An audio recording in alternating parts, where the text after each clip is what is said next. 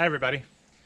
Today I want to show you some things about this cart that I have. People have asked about this cart. I did some modifying of this cart recently, and I will show you some pictures of the cart before I modified it. But what I've done to change things is, well, to start with, also we're planning on picking corn today. I will either show it to you on this video or a coming video. Today we'll just talk about the cart. So what I did with this cart is I was having a lot of troubles. The tongue itself was way too low on the cart. It was down in this area here. And so when I used the baler, the tongue was so low, it was actually almost hitting the ground. And every time the horses slowed down or actually stopped, the momentum would take the tongue of the pole, their pole, and it would go up in the airways. And when that went up, this hitch went down, so it made it even worse. So what we did is we put a 3-inch, and I'm really the worst person to be showing this because I'm very unqualified as far as mechanical stuff and explain this stuff, but there are many guys out there that use these motorized carts that know way more about it than I do. But anyways, I will show you what I have, and if it helps you, that's great. So what we did is we raised this, we put this blocking in here and raised the motor and everything up. I think like, well, I think we came up almost, I don't know what it was, 4 or 5 inches. And so by doing that, the whole motor was higher on the seat, on the cart. And before, my seat was low, really low here, and it was quite uncomfortable. There wasn't a lot of room in the cart to sit. So now we raised the seat way above the motor, which will actually help some of the noise. It'll actually be a little bit quieter. We had to put a hole in it right here so that we could get to the gas tank, and that was not a problem. So eventually I might get a cushion over the seat to make it a little more comfortable. But we also put a foot board on here like this, so it makes it quite nice. I can sit up here.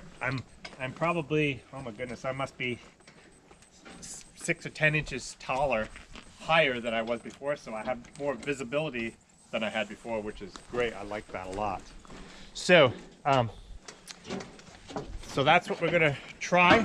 We do have one issue I see that we did, and I don't know if we'll have to fix it or not, but because the motor is sitting right on the framework there, this tongue, this is just right. I like this. The problem is the power takeoff shaft comes to here and then it tips down quite a bit to get to the power takeoff shaft here. And so that really should be more level across. So by good rights, we should have had this motor itself up another 3 or 4 inches. I can adjust this a little bit and drop that down, and that's what I hope to do. But I've used it here, started up and ran it, and it's not clanking, it seems to be okay. So for today, I'm going to use it as is. So this goes back to an earlier video I put on about baling hay with the horses, where I talked about the cart. This was before I had it modified, so I wanted to show you that. Hi everybody, I'm going to try something new today. I'm excited, a little bit scared about. I'm going to attempt to bale with the horses, with a baler that has a kicker on it, with a wagon behind it.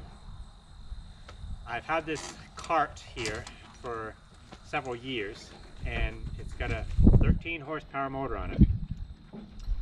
I have never expected it would be able to bale hay, and I guess I'm not too confident it will even now. But my Amish neighbor wanted to borrow the baler the other day, and I let him use my other baler. It's the Heston baler, pretty good sized one.